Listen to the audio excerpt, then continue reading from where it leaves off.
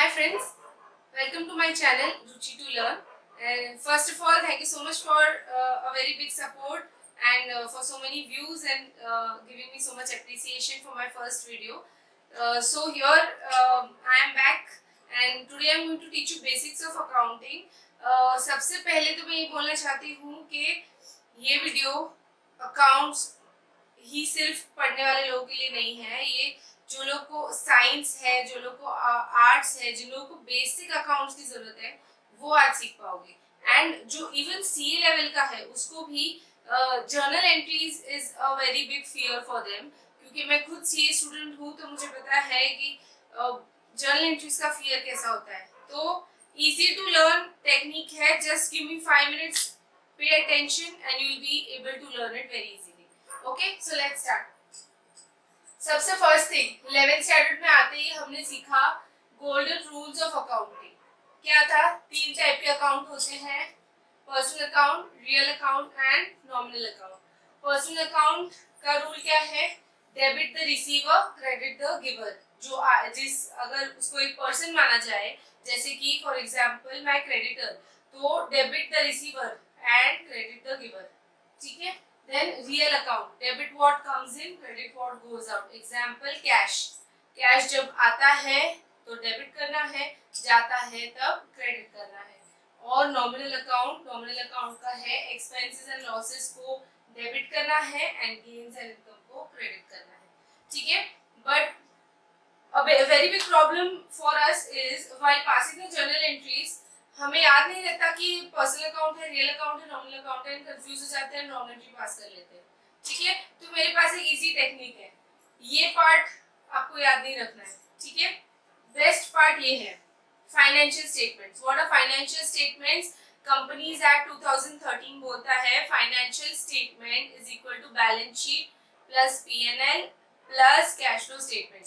Cash flow statement को side में रखो, बैलेंस शीट एंड पीएनएल। ठीक है। सबने T form of balance sheet और टी फॉर्म ऑफ पीएनएल देखा ही होगा। खैर अब 2013 कंपनीज एक्ट ने तो नया ही फॉर्मेट दिया है, बट ये तो हमने कभी ना कभी पढ़ा ही होगा। T form of balance sheet, इसमें क्रेडिट साइड आता है लायबिलिटीज, डेबिट साइड आता है एसेट्स।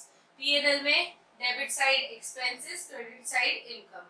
ये तो बच्चा जानता है, जिसने अकाउंटिंग जिंदगी में पहली बार देखा होगा उसको भी ये चीज पहले सिखाई होगी, राइट। तो बैलेंस शीट लायबिलिटीज में क्रेडिट, एसेट में डेबिट। ये ही एक चीज आपको याद रखनी है। अगर ये चीज आपको याद है तो आप इजीली जर्नल एंट्रीज पास कर सकते हो। ठीक है। Let's see the steps now.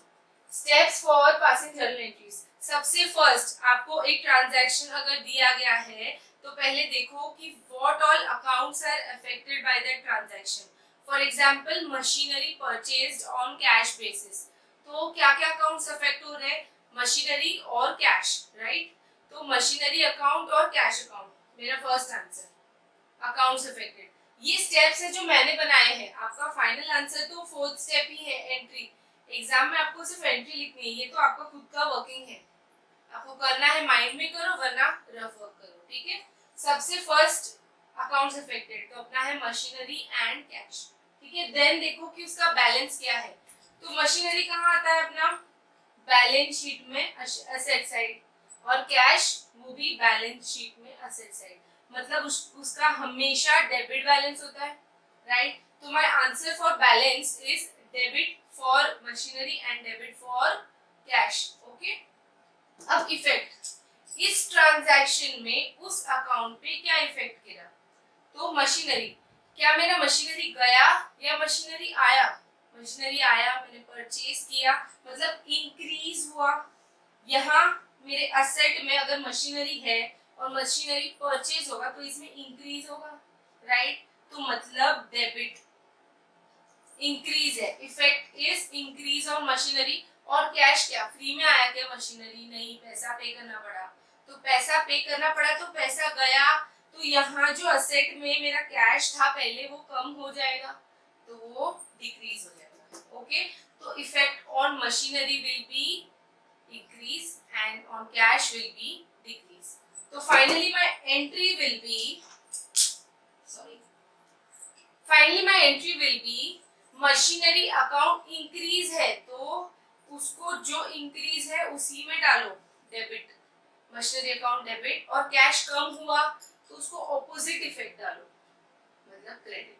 ठीक है, ये चीज हम एग्जाम्पल के थ्रू एक्सप्लेन करूंगी मैं, तो आपको और अच्छे समझेगा। पहले ये चीज आप नोट डाउन कर लीजिए, कोई भी पढ़ रहा है ये अगर अकाउंटिंग एंट्रीज आपको हर एक टॉपिक में आएगी, हर एक पीरियड ऑफ टाइम, जब आप मास्टर्स भी करोगे तो भी आपको जर्नल एंट्रीज पास करना is very important. Also journal entries इतने इंपॉर्टेंट है कि जब प्रैक्टिकल लाइफ में आप करोगे तो टैली आपको पता होगा, अकाउंटिंग सॉफ्टवेयर जो बेसिकली हर कंपनी जो छोटी बड़ी होती है वो यूज करती है, तो उसमें भी हमें बैलेंस शीट पे नहीं बनाना होता है, वो तो सॉफ्टवेयर बनाता है, बट हमें सिर्फ जर्नल एंट्रीज ही पास करनी होती है। तो जर्नल एंट्रीज का basics is very very very important for you. Okay, so please note this down, I will give you examples to understand it much better. Thank you.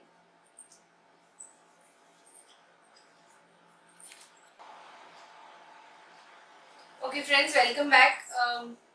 पहले मैंने जो बेसिक सिखाया अब उसके एग्जांपल्स देखते हैं, सो दैट आपको इजीली समझ में आएगा कि क्या मैं समझाने की कोशिश कर रही हूँ। ठीक है, first, machinery purchased on cash basis, तो मशीनरी खरीदी मैंने पैसे देके। ठीक है, two accounts affected, machinery and cash, right. अब मशीनरी सोचो, मशीनरी कहाँ जाता है, बैलेंस शीट में जाता है, असेट साइड, असेट का हमेशा डेबिट बैलेंस होता है, राइट, तो मशीनरी का डेबिट बैलेंस। फिर कैश, कैश भी हमेशा असेट साइड में जाएगा तो उसका भी डेबिट बैलेंस। ठीक है, ये लिख दिया। उसके बाद उसका इफेक्ट, ये एंट्री में उस अकाउंट पे क्या इफेक्ट हो रहा है। सो मशीनरी परचेज किया मैंने तो मशीनरी आया, इंक्रीज हुआ, और कैश गया मतलब डिक्रीज हुआ, राइट। सो अब क्या करना है, अगर जो बैलेंस है उसमें ही इंक्रीज हुआ है तो वही सेम लिख दो, जो बैलेंस है उसमें अगर डिक्रीज हुआ है तो उसका ऑपोजिट लिख दो, बस सब सॉल्व। समझ गए, फर्स्ट एंट्री समझ गए, वैसे ही सेम आगे की देख लो फटाफट। Machinery purchased on credit basis from Ramu, अब मशीनरी खरीदा बट उसके बदले पैसा नहीं गया मेरा, उसके बदले एक नया नाम आ गया, रामू, क्रेडिटर। ठीक है, तो अब हाउ टू शो दैट, तो मशीनरी है मेरा, एसेट साइड में आता है डेबिट बैलेंस, क्रेडिटर मेरा क्रेडिट साइड में आता है, लायबिलिटीज में आता है बैलेंस शीट में क्रेडिट बैलेंस, राइट। अब इस ट्रांजैक्शन में मशीनरी तो इंक्रीज हो रहा है और मेरा क्रेडिटर का बैलेंस भी तो इंक्रीज हो रहा है, बराबर, दोनों इंक्रीज इंक्रीज है तो जो बैलेंस है वही लिख दो। ठीक है, वैसे ही inventory sold on cash basis, so inventory sold तो इन्वेंट्री एंड कैश दो अकाउंट्स अफेक्टेड। इन्वेंट्री क्या है मेरा, असेट है तो बैलेंस शीट में असेट साइड आता है डेबिट बैलेंस, और कैश भी मेरा असेट है तो डेबिट बैलेंस, राइट। देन अब इन्वेंट्री का क्या हुआ, मैंने सोल्ड कर दिया तो चला गया, कम हो गया, सो डिक्रीज। एंड कैश, कैश मेरा इंक्रीज हुआ ना, मैं दे रही हूँ उसको माल तो मुझे वो पैसा तो देगा ना, तो इंक्रीज। ओके, सो डिक्रीज का ऑपोजिट साइन, इंक्रीज का सेम।